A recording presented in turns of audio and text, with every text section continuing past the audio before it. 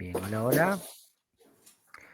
Muy buenas tardes, bienvenidos a todos. Vamos a esperar unos segunditos más a que se conecten más, aunque ya tenemos una buena cantidad de gente esperando eh, para dar inicio a la charla de hoy.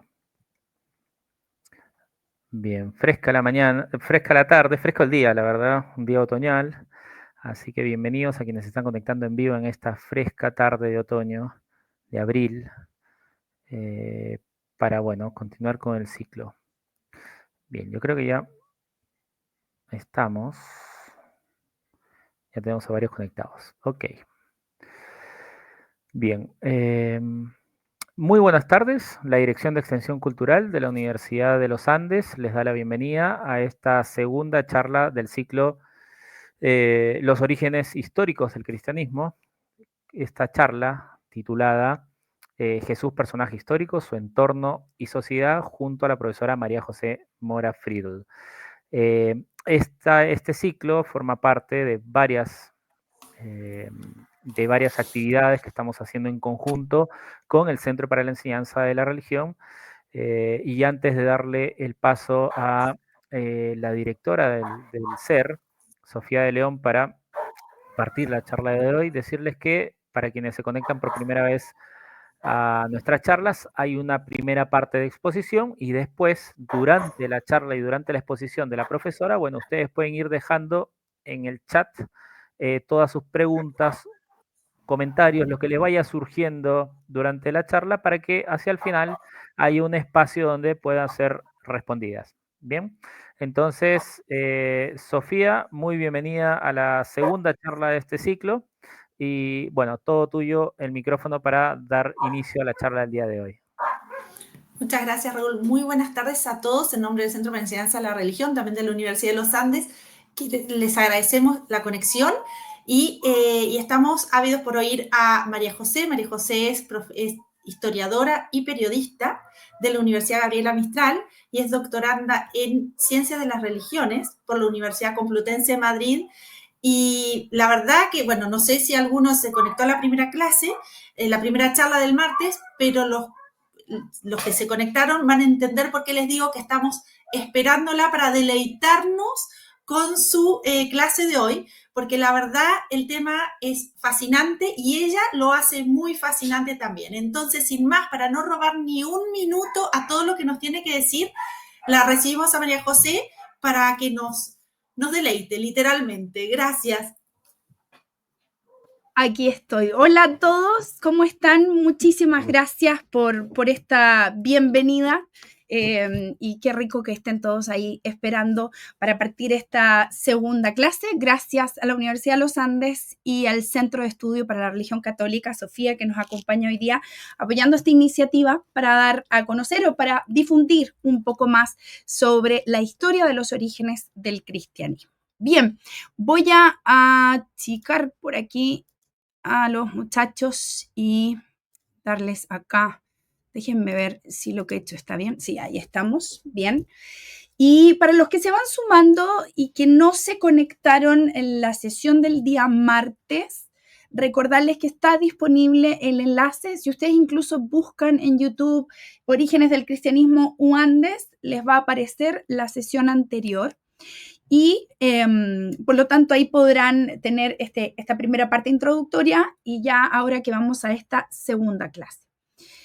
Para aquellos que no se habían conectado, me parece importante recordar que estas sesiones están enfocadas desde el prisma y el análisis de las ciencias de las religiones. ¿Eso qué significa? Significa que desde múltiples disciplinas hoy día podemos estudiar las religiones abordándolas como entes vivos que generan cambios trascendentes en las comunidades, por supuesto, en donde han sido creadas y en donde se desarrollan. Desde ahí que justamente hoy día comentábamos en un desayuno cultural en la universidad en que hablábamos de Jerusalén como ciudad, como centro neurálgico de tres religiones fundamentales. Hablaba yo de lo que son las hierofanías, que son la manifestación de lo sagrado. Y una de las asistentes me preguntó, ¿por qué es hierofanía y no es teofanía? Yo digo porque una teofanía es la manifestación de Dios y de un Dios que está enmarcado dentro de la definición de una religión en particular. Cuando hablamos de teología, por ejemplo, hablamos de la explicación desde dentro del cristianismo para todo lo que tiene que ver con la fe, con la doctrina, ¿no? Y podría ocurrir que el mundo hinduista tuviese otra designación y que el mundo budista, confucionista, judío, musulmán, es decir, para hacer aún más y mirar aún más de fuera esta realidad de las religiones, el concepto hierofanía nos permite hablar de manifestación de lo sagrado, lo cual no necesariamente para todas las regiones o para religiones o para todas las culturas es un dios en particular, porque para algunas serán muchos dioses, para algunas serán fenómenos particulares, para otras serán esencias, para otras un dios. Pero para ser aún más desde fuera, rigurosos en el análisis, la ciencia de las religiones siempre observa la religión desde fuera para hacer su análisis. Por eso esto no es un curso de teología, como tampoco es lo que hace un teólogo, un sacerdote, o es lo que hace un rabino, o es lo que hace un imán. Esta visión es desde fuera. Insisto, mirando la religión como un ente vivo que podemos analizar en todas sus partes, en todos sus componentes, desde distintas aristas. La historia, la ciencia, la filosofía, la antropología, la literatura, en fin. Y es eso lo que precisamente nos permite comprender y entender, ¿no? El análisis religioso desde una mirada mucho más abierta, externa y desde fuera. La clase pasada hicimos un análisis o más bien un contexto histórico importante para poder entender el particular momento que vivía, ¿no? el mundo judío del siglo I. De cómo era una sociedad que había estado tremendamente presionada, habíamos dicho, por, cierto, un largo y tedioso periodo de dominaciones, asirios, babilonios, persas, griegos, romanos, lo que hacía que lentamente hubiese ido increciendo no solamente la sensación de hartazgo de estar dominados por los extranjeros, sino también la necesidad social, religiosa de ese mundo judío de poder tener un líder que de nuevo tuviese la grandeza, pensaban algunos, como la época de los macabeos en el 166, o en la época de gloria de los grandes monarcas israelíes, como había sido Saúl, David o Salomón, que liderara al pueblo y organizara una revuelta que finalmente les liberase del yugo opresor. Por lo tanto, lo primero que vimos en este contexto era las condiciones y la forma en que este mundo judío vivía su realidad en el siglo I. Dijimos que eran sociedades en general, pueblos pequeños, en donde la gente mayoritariamente era iletrada, no sabía leer ni escribir, se dedicaban a funciones como la pesca, la agricultura, y solo una parte muy pequeñita de la élite era parte, ¿cierto?, de rangos o grupos sociales más exclusivos, pero el 90-95% de la población era una población muy sencilla, una población que rara vez salía de las ciudades en donde había nacido y que por lo tanto era muy ignorante e inculta de todo lo que ocurría en ese gran imperio y que solamente entendía y observaba la realidad como un lamentable periodo de dominación extranjera.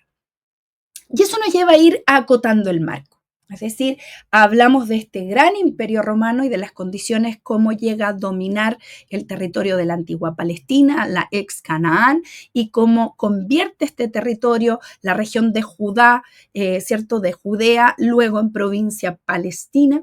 Lo aclaraba hoy día, la palabra viene de Felestim, ¿no?, de los filisteos, que eran los que antiguamente habían ocupado un pedazo de ese territorio también, y de ahí que el imperio le llame a la provincia palestina, ¿no? Pero que evidentemente esa designación no necesariamente tiene nada que ver con los palestinos de hoy. Más bien es el nombre de la región tomado del nombre de un pueblo que hace miles de años vivió y se asentó en el lugar. Y ya que hemos definido un poco el espacio, vamos a ir ahora a irnos a un círculo más pequeño para abordar otro tema, ¿no?, que tiene que ver con la sociedad judía, ¿no?, de aquel siglo I, que era una sociedad, ya digo, sencilla, una sociedad que en su gran mayoría era conservadora, era organizada, era una sociedad añorante y sufriente de su libertad y de volver a tener las glorias del pasado. Eso también demuestra, ¿no?, que estas sociedades conocían poco de la historia de sus épocas, porque para muchos los recuerdos del gran imperio de Salomón o de David era un periodo imperial y de un poder extraordinario. Cuando uno mira la proporción del territorio, ¿no?, el manejo o el espacio que controlaba y dominaba esos imperios, en comparación a Egipto o a Sumeria o a los hititas, claro, era una cosa pequeñita, pero ellos no lo sabían. Y por lo tanto, era una sociedad siempre muy añorante, insisto, de esos días de gloria, ¿no? Días de gloria que no se habían vuelto a repetir después de este largo periodo de dominaciones y que solo había tenido un pequeño interregno de 100 años, desde el 166 a.C. hasta el 63, muy cortito, en que habían podido tener su propia independencia y que evidentemente eso se va a acabar, ¿no?, con la llegada de los romanos. ¿Cómo estaba constituida esa sociedad, ¿no?, en Judea para el siglo I? Estaba constituida en grupos y sectas. Y ahí es interesante y importante, ¿no?, hacer la distinción entre, ¿no?, grupos y sectas. ¿Y cuál es esa distinción? Bueno, tiene que ver en primer lugar con que la secta en general es un grupo de fieles que se consideran a sí mismos como los únicos, ¿no?, en este caso como los únicos correctos intérpretes de esa tradición religiosa.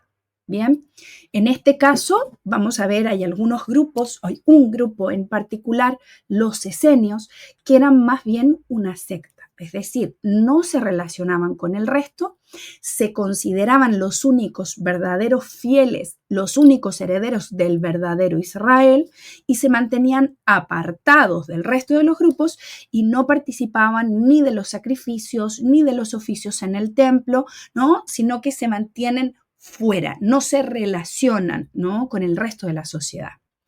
El resto de los grupos son grupos que no excluyen a los demás del concepto de verdadero Israel en este caso, pero claro, unos u otros se consideran mejores practicantes de la ley, de los cultos o de la religión que los otros, ¿no? Ese caso eran los saduceos, los fariseos, ¿no? Teníamos a los celotes. Y de los celotes, una rama que se va a separar, que es la rama de los sicarios, ¿no? Y esta rama de los sicarios, ya veremos, terminó siendo un grupo bastante peligroso, ¿no? Un grupo que se les llamó así, ya hablaremos de ello, porque se dedicaban precisamente a hacer especies de asesinos a sueldo. Y eso ya nos habla de una época muy tensa, muy convulsa y de una presión social muy importante. Vamos hablando además y entendiendo que casi todos estos grupos o sectas surgen en el siglo II a.C. Es decir, se fueron como cuajando y ordenando en ese siglo II, precisamente en ese pequeño periodo de interregno desde, cierto, la revuelta de los asmoneos en el 166.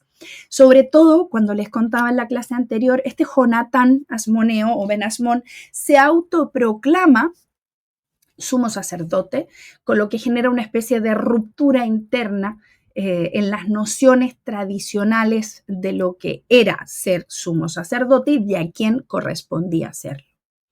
Así es que muchos de estos grupos, y como secta, insisto, ya hablaremos de los esenios, surgen efectivamente en un periodo, ¿no?, que es un periodo particularmente desorganizado, podríamos decir, porque tenemos una dinastía que no cumple con ninguna de las prerrogativas clásicas, tendríamos que decir, del poder en Israel en la época, ¿no? Una monarquía que se ha tomado el poder, ha logrado una revuelta, sus descendientes se han nombrado sacerdotes, en fin, ¿no? Escapa la estructura clásica.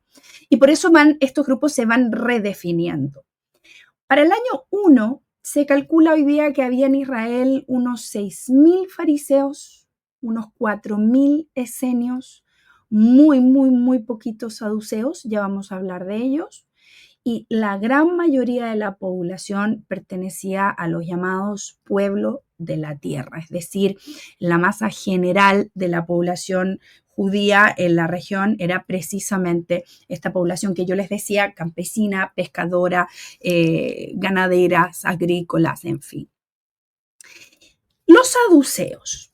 Los saduceos eran el grupo más pequeño dentro de la sociedad judía del siglo I.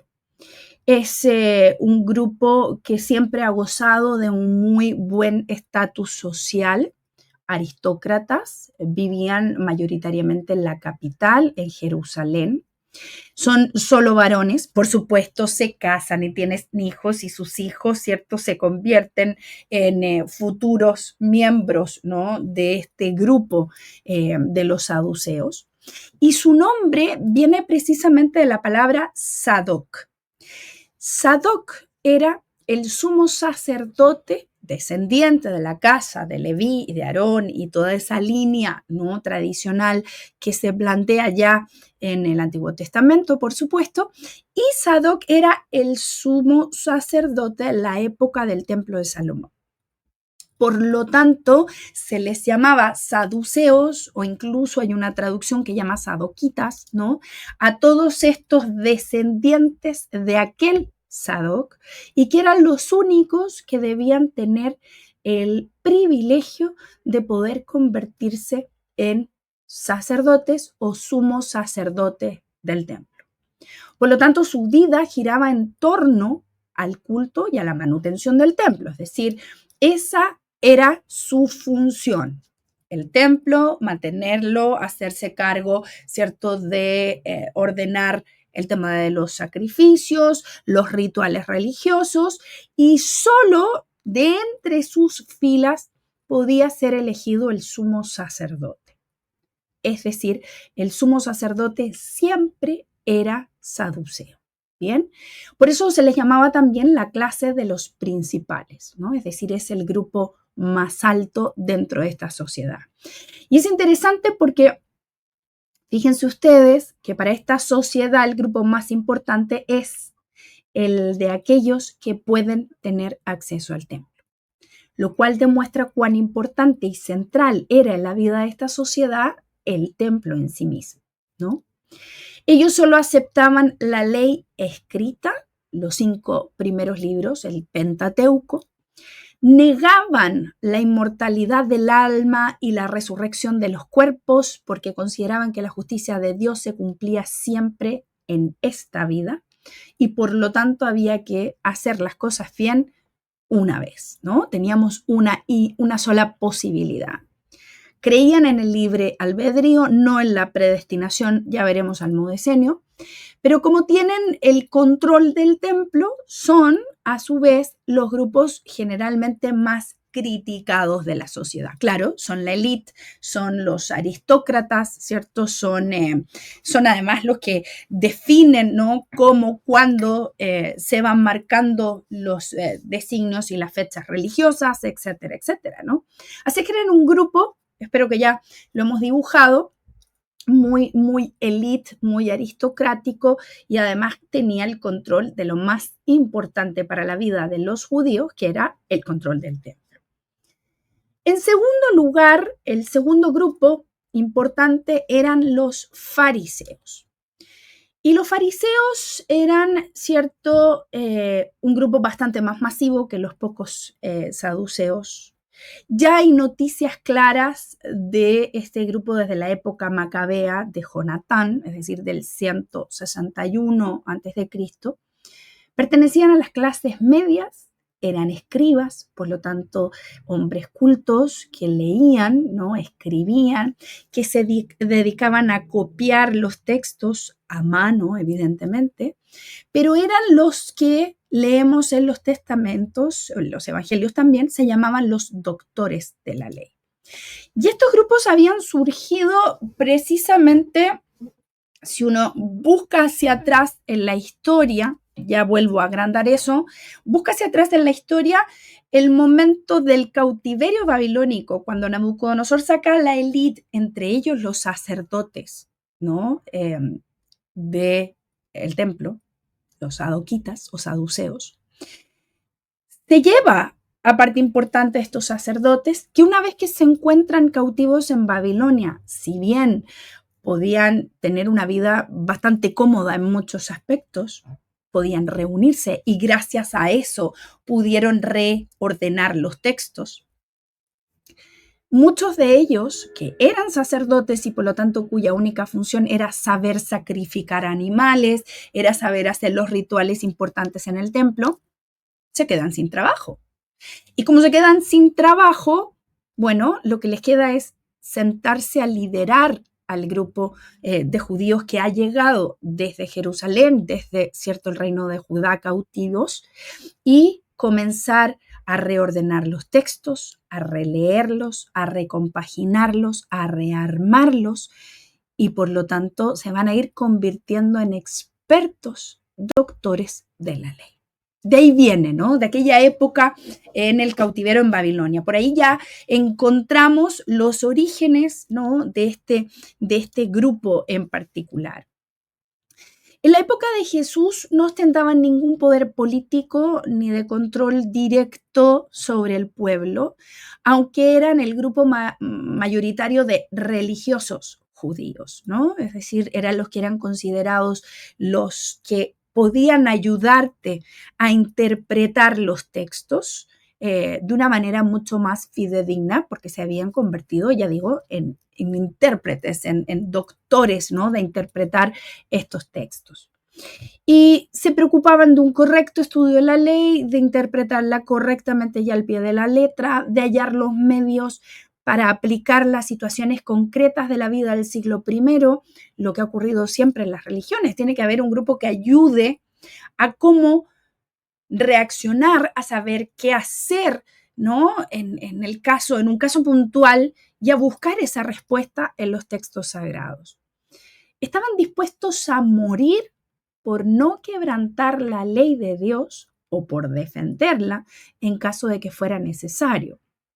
Sin embargo, casi siempre se intentaba interpretar la ley de modo benigno y favorable para los seres humanos. Aceptaban la ley oral además de la ley escrita, es decir, eso que venía en la tradición oral del pueblo y que no necesariamente, insisto, estaba esculpida en piedra. Sí creen en la inmortalidad del alma y sí creen, ¿no? en otra vida. Y por lo tanto ahí tenían un par de choques, ¿no?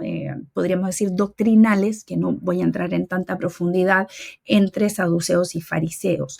Estos dos grupos, si bien a veces se mostraban un poco los dientes, ¿no? y discutían evidentemente con la forma en que se interpretaba la ley, a los saduceos les parecía a veces que esto era, que era una interpretación y un estudio ya tan específico, ¿no? Y ellos, por supuesto, los fariseos criticaban muchas veces a los saduceos de que en algunas cosas se saltaban, ¿no? La ley. Y por lo tanto eran dos grupos que, si bien por momentos era tensa la relación socialmente, finalmente eran los dos grupos que lideraban la vida religiosa. Y luego hay un grupo que son los celotes,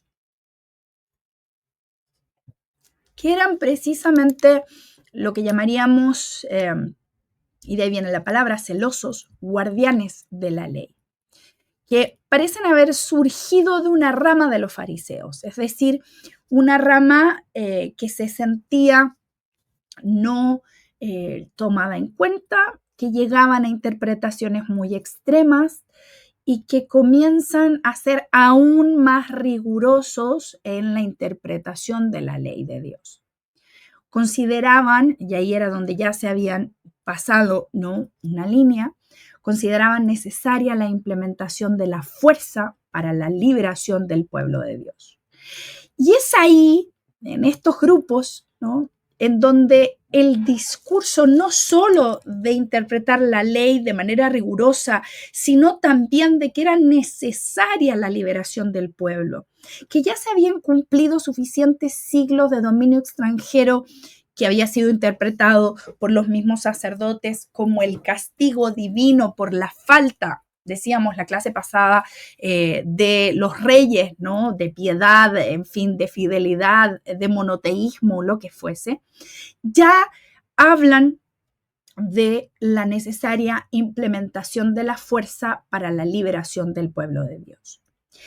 Algunos vinculaban estas ideas a la figura de un hombre llamado Judas de Galilea, el año 6 después de Cristo, que además fue un personaje que fue considerado Mesías por muchos, es decir, un líder, ¿no?, que pudiese de nuevo levantarse contra del dominio romano. Muchos se sumaron a la ferviente cruzada de este Judas de Galilea, que se le ocurre, de hecho, ¿no?, llama a no pagar impuestos, ¿no? Y es ahí donde viene, ¿cierto?, una especie de movimiento que efectivamente va a crear, ¿cierto?, una reacción bastante importante. Imagínense ustedes cuando llaman a una cruzada de no pagar a los romanos, impíos y usurpadores de la tierra de Dios. Bueno, se empieza a armar una revuelta. Y eso ya nos da una pista de que este ambiente tenso del que ya hemos ido hablando había ido generando además una tensión y el surgimiento de varios movimientos mesiánicos, ¿no? Y eso es muy importante de entender, es decir, cómo de alguna manera, ¿cierto?, esta sensación de que necesitamos un líder que nos libere, es decir, que ya es tiempo de tanta dominación, va a ir tomando parte de ese fervor popular, ¿no?, en las calles. Y este grupo, el de los celotes, que eran, ¿cierto?, muy rigurosos en la interpretación de la ley, ya se atreven a dar un paso más y hablar de que, bueno, si es necesaria la fuerza, habrá que usarla para liberarse del yugo opresor. Y va a ser dentro de los celotes un grupo aún más radical que siente que estos celotes es, como diríamos hoy día en buen castizo, mucho bla bla, ¿no? Y que por lo tanto hay que tomar las armas en la mano. Y este grupo es el que se convierte en el grupo de los sicarios. La palabra viene de sicari, que era una daga pequeñita que escondían en las túnicas, y se convierten primero en tipos que buscaban objetivos, ¿no?, dentro de la sociedad para asesinar, ya fuesen, por supuesto, personajes judíos cobradores de impuestos que ayudaban a los romanos, eran un blanco perfecto, ¿no? Todos aquellos que eran traidores, ¿no?, del pueblo y de la nación. Y luego se van a ir convirtiendo simplemente en asesinos a sueldo, es decir, se vendían al mejor postor, siempre con un objetivo, cual era efectivamente lograr que el imperio romano colapsara. Y luego tenemos un grupo que a mí me gusta mucho de esta época, porque me parece muy interesante, que es el grupo de los esenios. Era un grupo, y ya más que un grupo, debiese decir, era una secta, como había aclarado al principio, es decir, un grupo que se mantenía separado de los demás, que no se mezclaba con los demás y que se consideraba los únicos verdaderos, ¿no?, hijos de Israel. Algunos autores, incluso como Flavio Josefo, Filón de Alejandría u otros, señalan que e incluso ya estaban separados antes de la revuelta de los macabeos, cosa que ahí hay discusiones entre los expertos, ¿no? Algunos dicen que podrían haberse originado entre los grupos de tendencias apocalípticas, se llamaban, es decir, grupos que ya hablaban o escribían sobre el fin de los tiempos, que tenían una noción como del fin del mundo, ¿no? Y que solamente cuando llegara el fin de los tiempos se salvarían aquellos que habían sido verdaderos, fieles a la tradición religiosa, que no se habían dejado corromper, ¿cierto?, por las distintas influencias de los periodos de las dominaciones. Por lo tanto, algunos, insisto, decían que venían de estos grupos apocalípticos, hablan de la crisis helenista del 170 al 160, que reflejan un pensamiento bastante afín a los esenios. Muchos creyeron que cuando termina, ¿no?, el periodo griego y logran, ¿cierto?, la revuelta de los macabeos, era porque se iniciaba el fin de los tiempos, ¿no? Ahora, hay varias obras, no quiero con esto aburrirlos con mucha información sobre textos, pero están una serie de libros y documentos, ¿cierto?, que pueden estar considerados, algunos de ellos dentro de la apócrifa judía, como el libro de los vigilantes, el libro de Enoc, el libro del curso de las luminarias celestes, el apocalipsis de los animales, es decir, hay ahí un montón de textos, algunos que son realmente fascinantes, en especial el libro de Enoc, que es un libro que me gusta muchísimo. Tuve la suerte de ser alumna en España de Luis Vegas Montaner, que es uno de los expertos mundiales en Enoc, y es una belleza lo que hay ahí, ¿no? Enoc es el primer hombre que camina, pasea y conversa con Dios. Es un libro extraordinario, ¿no? Imagínense aquellas conversaciones, ¿no? Y en estos textos se revelan ideas claves que en estos textos apocalípticos se revelan ideas que van a ir repitiéndose en los esenios. Entre ellas, por ejemplo, que todo está determinado en un plan perfecto por Dios. Que para comprender las escrituras hay que tener cierta inspiración divina. Es decir, no cualquiera puede abrir los textos, leerlos y interpretarlos. Es decir, lo que hacen los fariseos o incluso los saduceos, si quisieran hacerlo, no está dentro de los rangos, a menos que tengan una interpretación inspirada.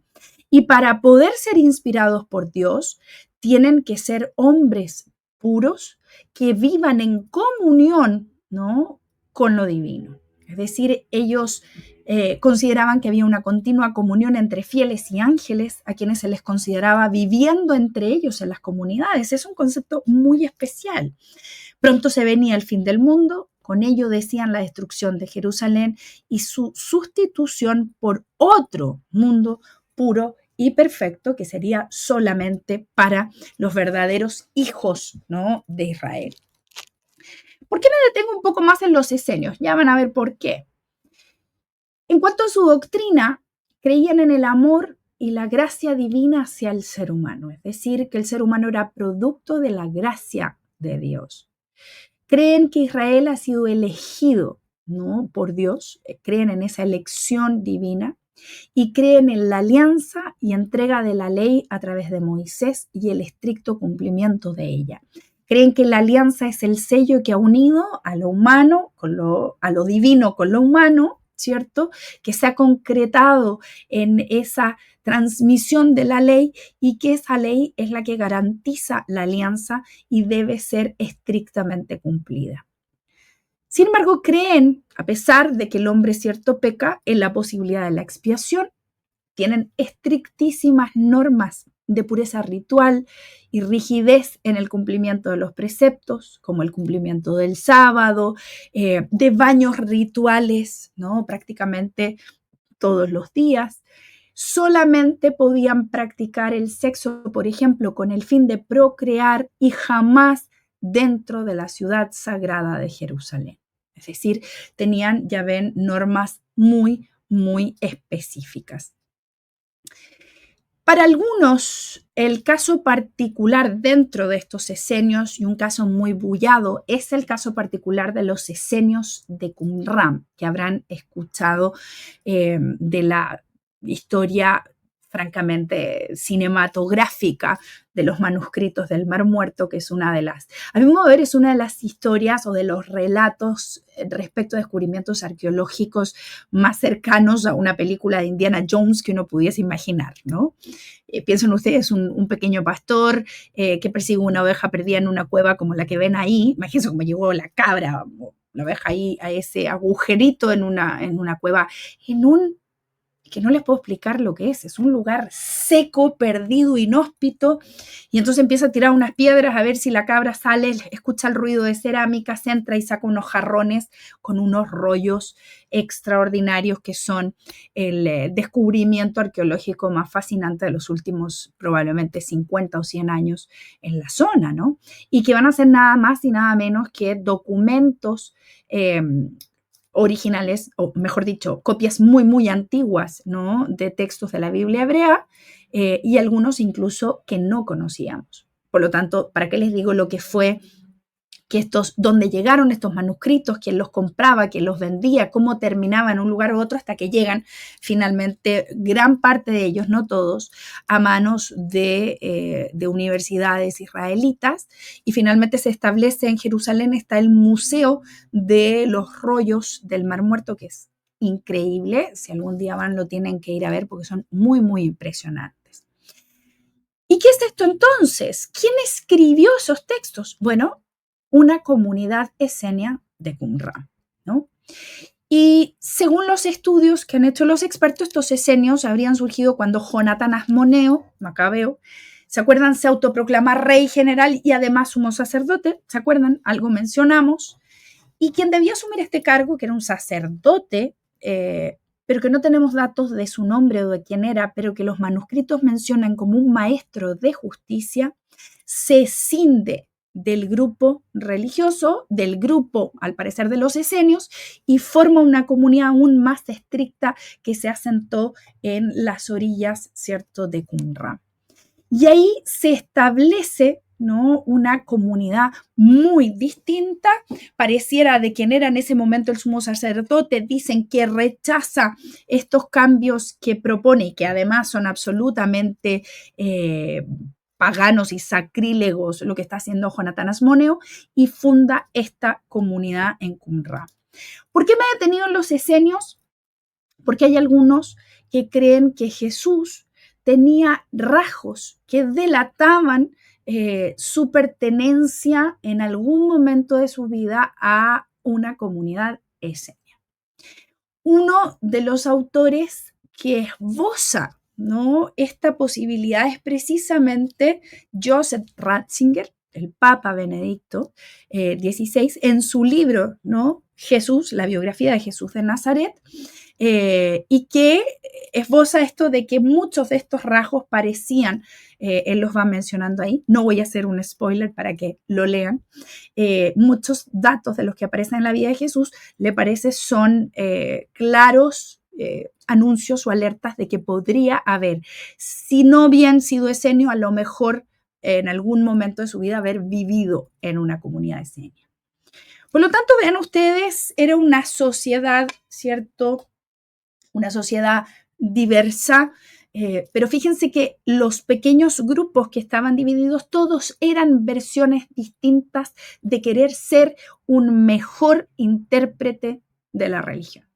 Es decir, y ahí uno se da cuenta cómo este mundo judío del siglo I giraba y vibraba en torno precisamente a la cuestión religiosa, que ya llevaba, decíamos, muchísimo tiempo bajo el dominio de potencias extranjeras que habían gatillado, repito, la sensación de hartazgo por un lado y la sensación de búsqueda, de espera de un Mesías que pudiese libertarlos del yugo opresor. Y me aprovecho de este concepto para esbozar un punto que me parece absolutamente importante de reparar, y que es precisamente el concepto del Mesías. ¿quién es el Mesías? Mesías es, o mejor dicho, ¿qué significa Mesías? Mesías es el ungido. Esa es la traducción, ¿no? Real, es precisamente esa. Mesías, o si lo escribiésemos, espérenme un poco,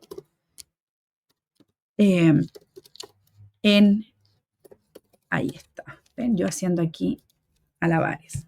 Masaya, se podría resumir, significa ungido, Mesías, ¿no? La palabra Mesías. ¿Y qué significa ungido? Significa que así como hay culturas en las que el rey es coronado, y así sé que es el rey, en el caso de Israel, el rey era ungido. ¿Y qué significa que era ungido? Que era elegido por Dios y transmitida su elección a través de los profetas. Es decir, en Israel los reyes no eran elegidos por ovación, ni porque era el clan que había dominado a los demás, no. Hay todo un relato en la Biblia hebrea que habla de cómo, ¿no?, Dios inspiraba a sus profetas, Samuel primero, Jonatán y otros, que son los que se les transmite de dónde viene, ¿no?, el nuevo Mesías, el nuevo rey. Y el Mesías es eso, la designación es ungido, ¿bien? Es el que es ungido. Pero tiene además características que me parece esenciales que comprendamos para efectos también de Jesús. ¿Quién es un Mesías para el judaísmo del siglo I? El ideal mesiánico, como siempre se ha dicho, ¿no?, cuando se habla de estos temas, es el davídico, es decir, la figura de David. ¿Qué quiere decir eso? En Crónicas, ¿cierto?, se lee esta frase, que es muy bonita, en que Dios le dice, ¿no?, a David: yo seré para ti como un padre y tú serás para mí como un hijo. Así se puede traducir. Yo seré para ti como un padre y tú serás para mí como un hijo. ¿Bien? ¿Qué quiere decir eso? Que, repito, ha sido elegido por Dios y que Dios lo va a amar y lo va a proteger porque es para él como un hijo. Y me agrando para que me miren la cara. Es como un hijo, no es su hijo. ¿Me siguen? Es un experto militar apoyado por la divinidad para liderar a su pueblo. Es un guerrero de carácter político muchas veces. En el caso de Saúl, terminó de unificar tribus. En el caso de David, tiene que volver a unificar un país dividido. En fin, es un guerrero y un político. Es un libertador. Lo que está esperando, además, el pueblo judío del siglo I o del año 1, del año 30, es un libertador de la opresión y la dominación extranjera. Pero lo que es más importante y en lo que quiero poner mucho énfasis es que el Mesías, y es lo único que no cambia, porque yo tenía compañeros que han hecho, ¿no?, como su tesis doctoral, la evolución del concepto del Mesías desde Saúl hasta Jesús. Y van a ver que el concepto tiene variantes en la medida que hay distintas acciones, circunstancias o necesidades del pueblo que acompañan y contextualizan el cargo. ¿Me siguen? Pero lo que no cambia es que siempre el Mesías es un hombre de carne y hueso. Es humano. No es encarnación divina, no es hijo de Dios, no es... Es humano, es de carne y hueso. Sí podría haber creído un judío del siglo I que después de muerto un Mesías podría haber sido incluso glorificado y divinizado, pero nunca en vida. ¿Y por qué eso es muy importante de entenderlo? Y aquí me voy a salir un poco, pero creo que merece la pena el detalle, ¿no? ¿Por qué es importante? Porque muchas veces, y ahora que viene Semana Santa, siempre vuelve a salir esto, ¿no? Cuando la gente dice que a Jesús no lo reconocieron como Mesías. Un momento. Sí, hay muchos que lo reconocieron como Mesías. Otra cosa que se escucha mucho en esta época. Los judíos no reconocieron a Jesús como Mesías. Momento, todos los apóstoles eran judíos. Así es que sí, son los judíos los que lo reconocen. Lo que pasa es que hay una pequeña línea, muy tenue, pero fundamental, que es la que hace que muchos de los judíos que querían seguir a Jesús porque creían que era el Mesías como un hijo para Dios y por eso obraba cosas grandiosas, como dicen los textos, creían también que sería un líder guerrero de carácter político que pudiese defenderlos de la opresión romana y que evidentemente a ojos de ellos era un ser humano de carne y hueso, que caminaba, que transpiraba, que pescaba, que hablaba, que dormía, en fin. Cuando más adelante habrá que ver, ¿no? Una versión 2 de Orígenes del Cristianismo que tendrá que ser cristianismo primitivo, ¿no? Cuando ya hay algunos seguidores de Jesús que plantean que era el Mesías, pero que además era encarnación divina, ahí hay un corte radical del mundo judío que lo seguía, que dice, hasta aquí llego yo. ¿Y por qué llegó hasta aquí? Porque para un judío el Mesías es humano. Y que usted me diga que este señor es inhumano, viola mi tradición, mi cultura y mis parámetros religiosos de milenios. ¿Se entiende? Si no, me dejan preguntas ahí y comentarios. Ojalá, Dios mediante, los pueda contestar, pero eso es un poco a lo que los quiero llevar, porque es muy importante. Por lo tanto, entendiendo esto, los quiero llevar al siguiente paso, que es un paso que, ojo, no es fácil, pero que quiero invitarlos a planteárselos, tal como les decía en la sesión anterior, haciendo el ejercicio de enfrentarse a esta clase o a estas clases como si nunca hubiesen escuchado de cristianismo. Y por lo tanto vamos ahora a entrar y nos vamos a ir cerrando, y ahora llegamos ya a Jesús, en el Jesús histórico. Y en una pregunta que muchos se hacen, ¿es compatible el Jesús de la historia con el Cristo de la fe? ¿Son lo mismo o no son lo mismo? Yo me atrevería a decir, siguiendo después de haber leído a muchísimos y estudiado muchísimo este tema que me apasiona, que más que plantearles, porque yo no soy en absoluto dueña de la verdad, si esto es compatible o no es compatible o cómo se compatibilizan, sí creo que la historia y que la ciencia hoy día nos puede aclarar dos conceptos o distinguir dos conceptos que son muy importantes. En primera instancia, hay un Jesús de Nazaret, que es un carpintero, es un obrero del siglo I en Galilea, en la zona probablemente de Nazaret, en el Israel del siglo I. Y eso es una realidad histórica, objetiva y probable.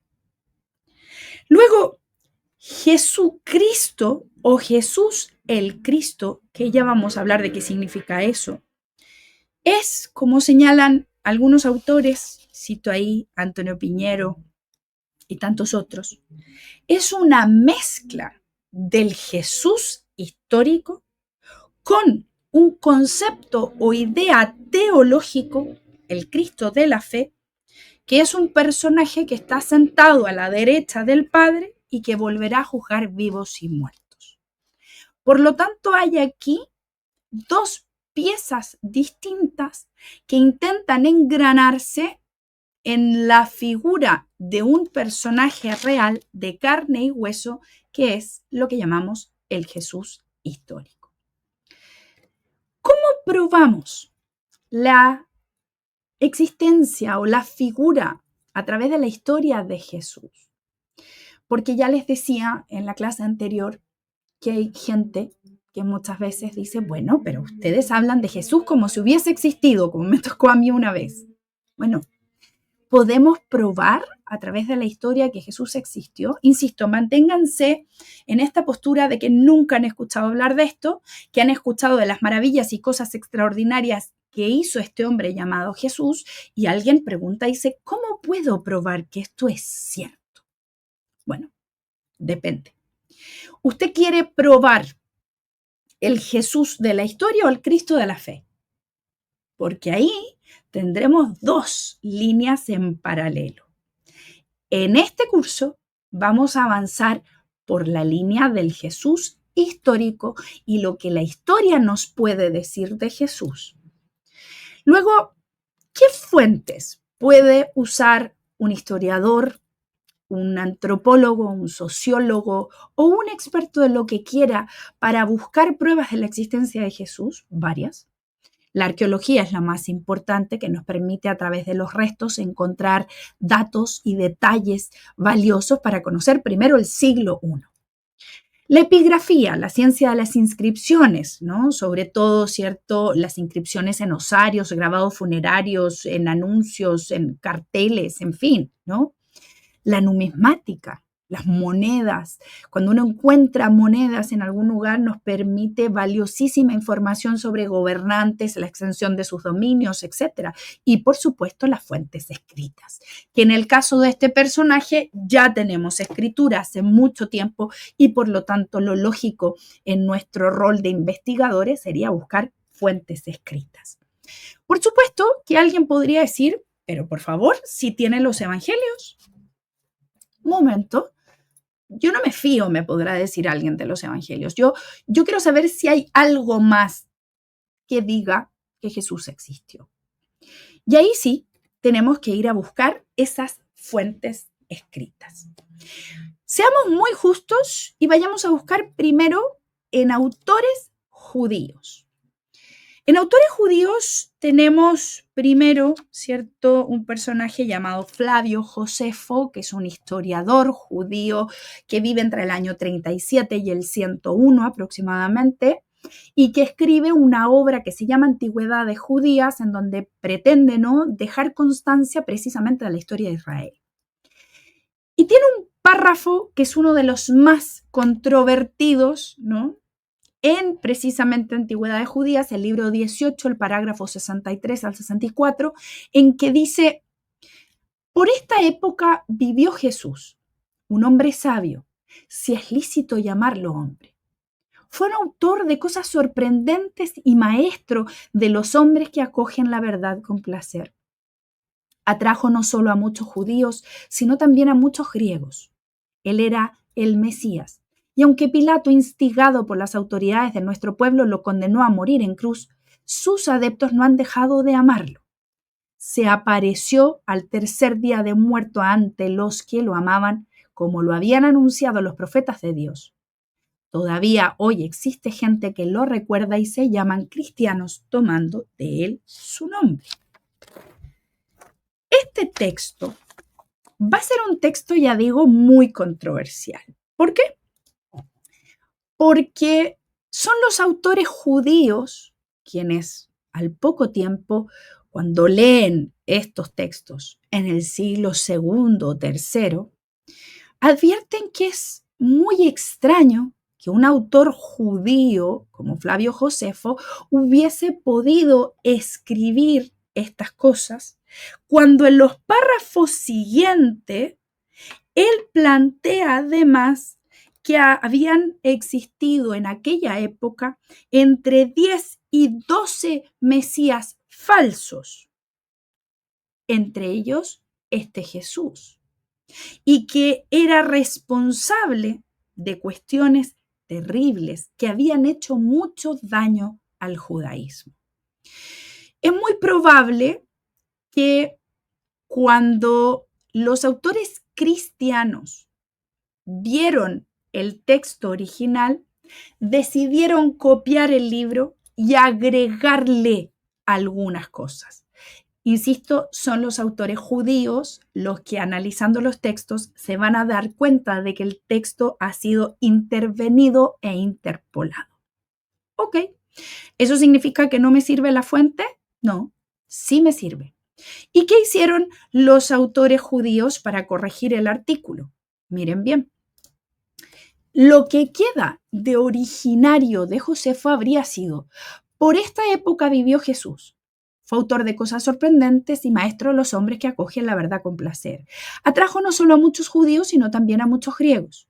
Y aunque Pilato, instigado por las autoridades de nuestro pueblo, lo condenó a morir en cruz, sus adeptos no han dejado de amarlo. Todavía hoy existe gente que lo recuerda y se llaman cristianos tomando de él su nombre. Ese es, según los exégetas, el texto original.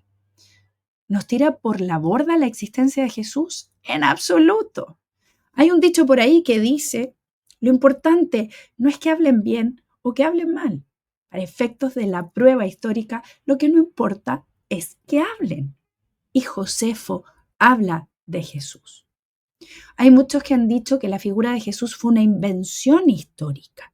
Bueno, Josefo nos permite demostrar que no lo fue, porque ¿para qué iba a escribir un texto mencionando a un tal Jesús que no cree que haya existido? Diciendo además que hay personajes que toman de él su nombre. Autores paganos. Tenemos a Suetonio, que vivió entre el 69 y el 140, y escribe sobre el decreto de Claudio, ¿no?, en su obra Vida de los Césares, porque instigados por Cresto o Crestos, no entendía muy bien la palabra y entonces la escribe mal, no cesaban los judíos de promover disturbios. ¿Se fijan? Aquí habla mal. Este hombre Crestos instigaba a los disturbios. ¿Para qué va a inventar un personaje que no existe para dedicarle 2 líneas? Tácito, entre el 55 y el 120, escribe en sus anales: Nerón culpó, dice, a una clase de hombres aborrecidos a quien la turba llamaba cristianos, por un tal Cresto, de quien tal nombre trae su origen. Había sufrido la pena de muerte bajo el reinado de Tiberio por sentencia del procurador de Judea, Poncio Pilatos. Fantástico. ¿Por qué fantástico? Porque además no solo menciona al personaje, sino que nos da espacio temporal en la historia donde ubicarlo. Bajo el reino de Tiberio, por sentencia de Poncio Pilatos, y fue condenado a morir. Datos importantes a saber de este personaje. Se van dando cuenta de que cuando hacemos una investigación en serio, no solo necesitamos encontrar textos preciosos que nos digan qué lindo, qué fantástico era Jesús para probar que existió. No, esto es mucho más válido aún, es mucho más real de lo que efectivamente ocurría en la época. Luego tenemos fuentes judías y rabínicas, como el Talmud de Babilonia del siglo III, que dice que Jesús fue ajusticiado por haber actuado como un seductor del pueblo. Es decir, Jesús era mencionado en el Talmud como un sedicioso, ¿no? Como un seductor.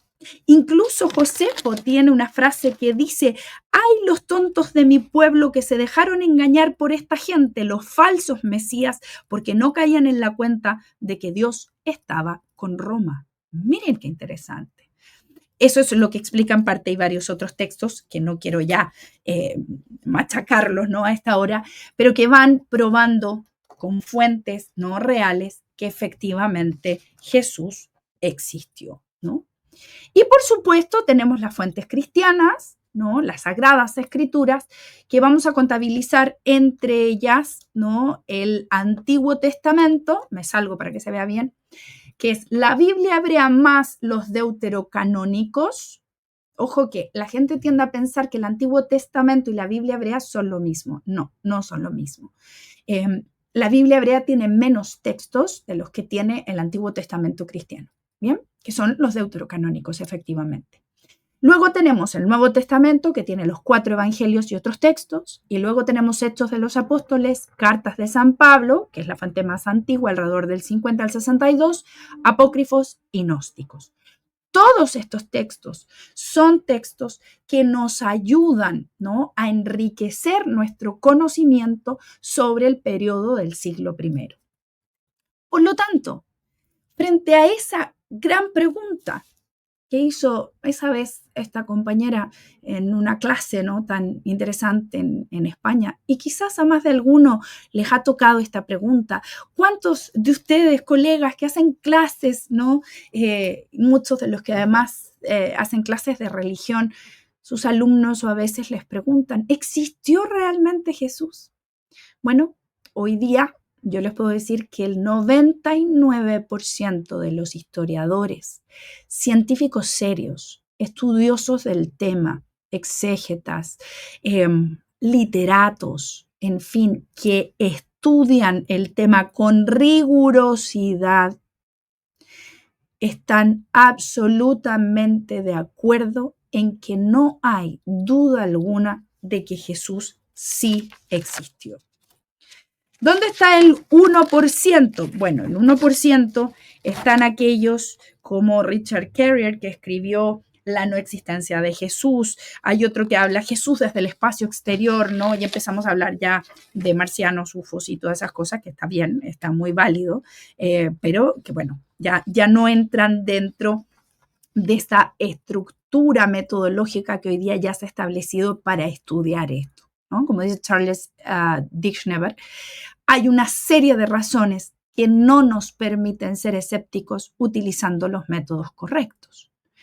Entonces, ¿por qué todavía hay muchos que cuestionan la existencia de Jesús? ¿Por qué para algunos podremos leer tantas frases, ¿no? Jesús es un invento de los primeros cristianos. ¿Por qué algunos plantean, ¿no?, que efectivamente los textos son o la figura es una falsificación, es un personaje creado y una cantidad de cosas que uno puede escuchar por ahí, ¿no? Bueno, porque lo que genera la duda muchas veces son los evangelios. ¿Y por qué generan dudas? Bueno, porque tienen tantas variantes, contradicciones, incoherencias. Tienen tantos espacios en blanco que para muchos son fundamentales, que son lo que lleva a que en algún momento algunos digan, esto no tiene ni pies ni cabeza.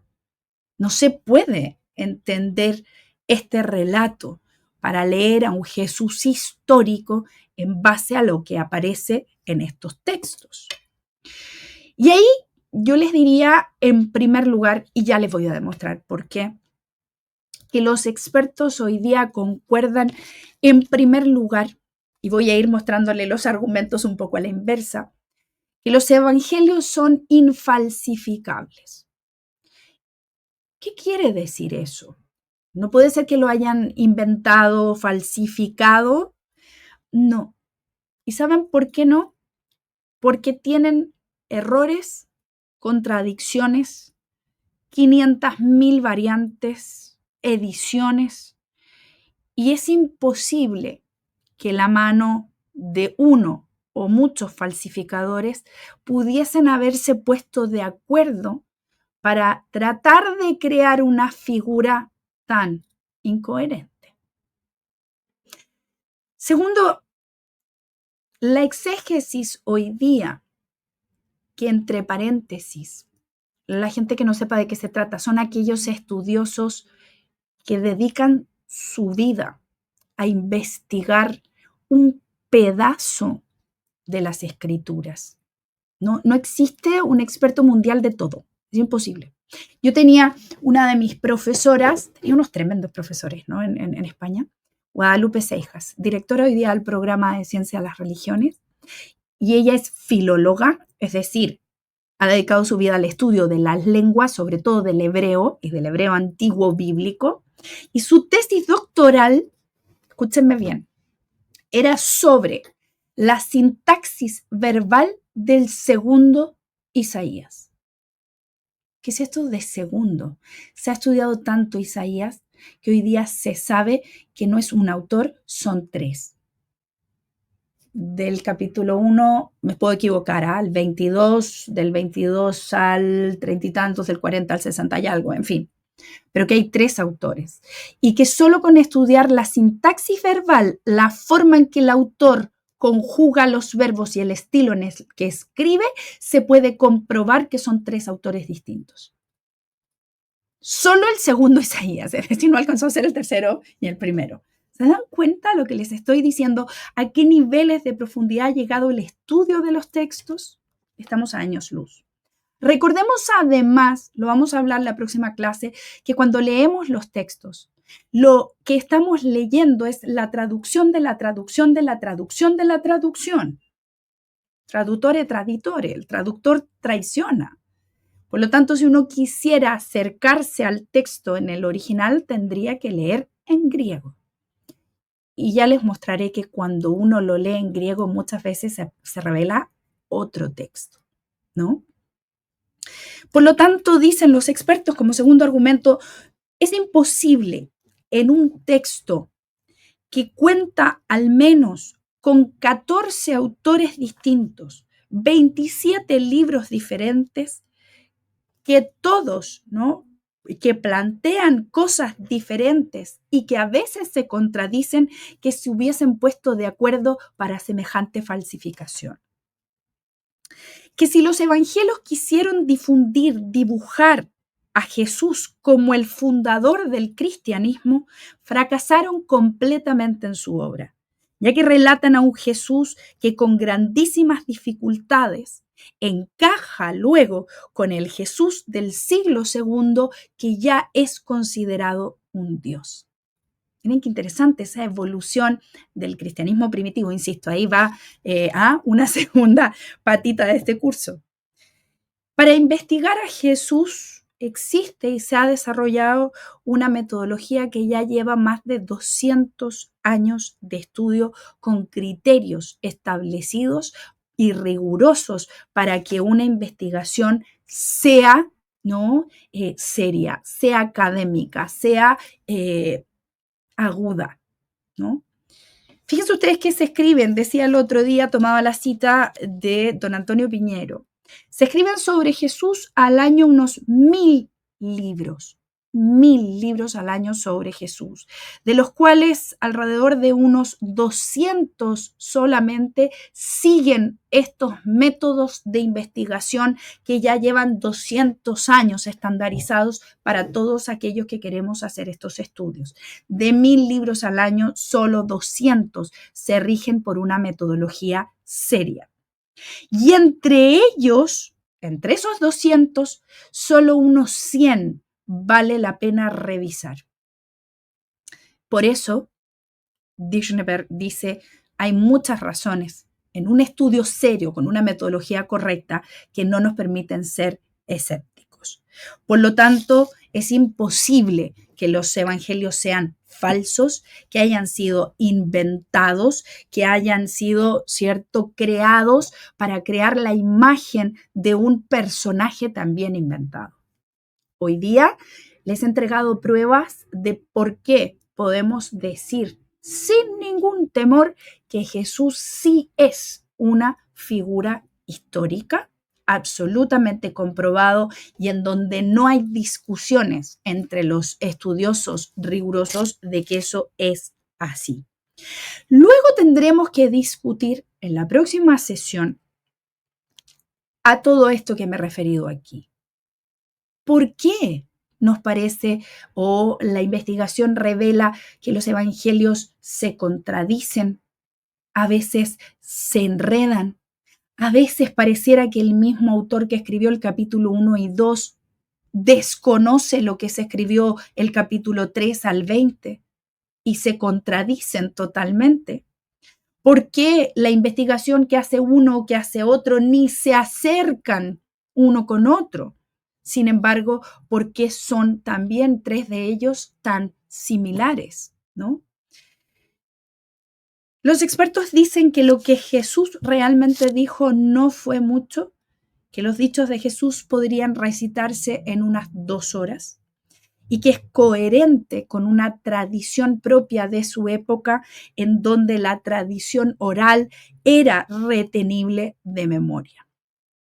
Los temas de los que habla Jesús en líneas generales, la doctrina común a los maestros judíos de su época, son vinculadas y son elementalmente arraigadas en la tradición religiosa judía.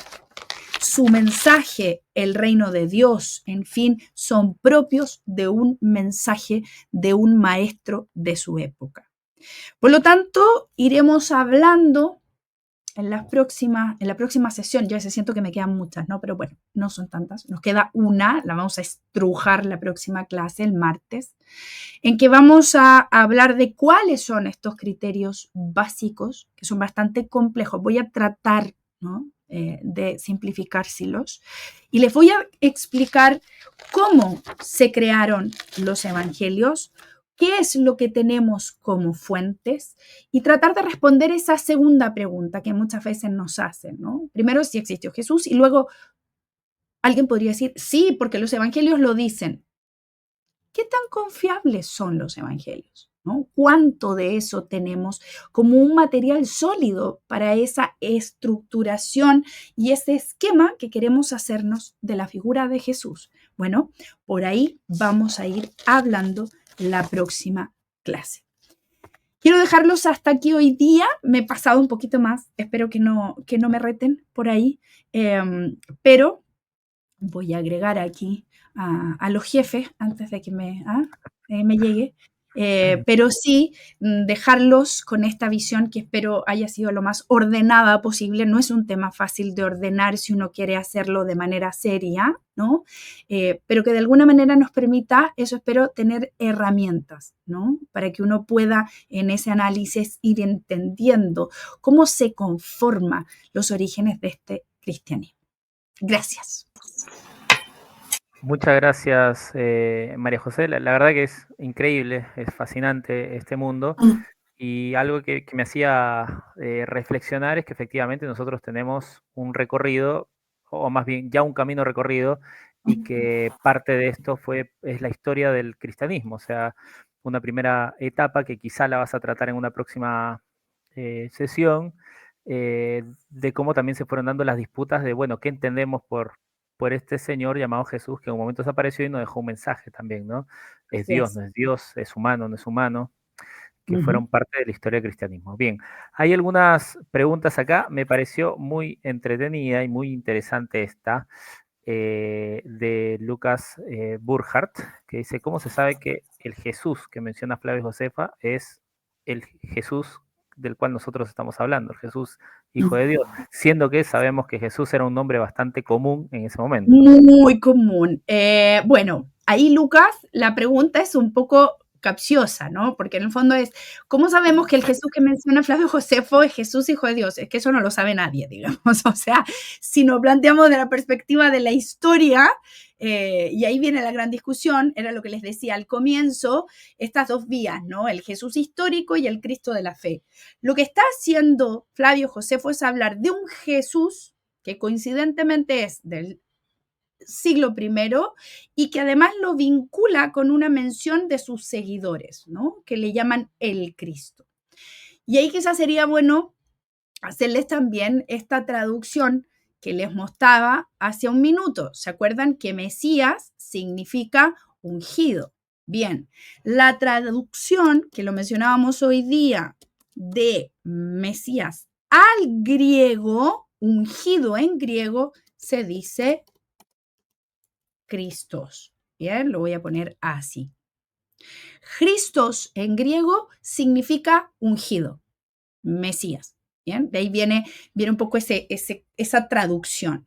Pero claro, al preguntar si aquí lo que tenemos o cómo sabía él que era el Hijo de Dios, no sabía. Lo que él hace es comentar sobre un personaje que coincide precisamente con el periodo, con el grupo que lo sigue, que es el que estamos estudiando. Eso es. ¿Bien? No sé si hay algo más por ahí. Sí, sí, sí. Bueno, acá yo puse de mi cuchara y quería saber si es que tú sabías, la verdad, María José, si es que Juan el Bautista era considerado por el pueblo judío como un profeta. En este Sí. sentido, esta tradición del profeta con el ungido se cumpliría en el bautismo de Jesús. Es que es muy interesante lo que preguntas y da para mucho. Efectivamente, si uno leyera los textos sin ninguna carga religiosa, la lógica indica que el maestro es Juan y el discípulo es Jesús. ¿Bien? Olvídate de todo lo que sabes después, ¿no? La lógica de la lectura del texto es que Juan es el maestro y Jesús el discípulo, ¿no? Y luego, ahí también viene un punto que es tremendamente conflictivo, porque si tú más tarde vas a plantear que este Jesús es el Hijo de Dios, ¿por qué el Hijo de Dios necesita bautizarse para limpiar pecados? ¿De qué pecados estamos hablando? ¿No? Por lo tanto, ahí empiezan, que bueno, porque ya nos has arrojado ahí al tapete lo que va a venir la otra clase, empieza a arrojar discusiones, que yo quiero llevarlos también a cómo habrá sido para esos primeros cristianos ponerse de acuerdo con estas cosas. Es decir, tan lógico como eso, pero si era hijo de Dios, pero ¿de qué se tiene que limpiar? ¿No? La duda que yo siempre tenía de joven, ¿no? Que estaba en un colegio de religiosas, en fin, y entonces cada vez que llegaba esto de Semana Santa y Jesús se moría, que uno leía, no sé a ustedes les pasa, pero uno lee o escucha el relato de la pasión y uno no quiere que sigan avanzando las páginas porque es tremendo, ¿no? Y bueno, finalmente muere y ahí venía esta parte en que Jesús bajaba 2 días al infierno, ¿no? Y uno decía, si Jesús baja 2 días, ¿qué le queda a uno? O sea, no vuelve nunca más. Es decir, pero ¿qué es esto, no? Bueno, ya ese relato tiene que ver con una explicación que es muy posterior a la realidad con la que podemos contar del Jesús histórico. Y es ahí cuando yo les decía que ya se nos empiezan a intercalar el Jesús histórico con el Jesús de la fe. Porque ahí ya, para yo poder entender o creer, necesito fe. Bien, y ya tengo un pedazo que la ciencia o la historia me va a decir, esto es lo que tengo del personaje, y luego usted vea cuánto más quiere seguir, ¿no? Tras ese hilo, hasta dónde puede llegar. ¿Me siguen?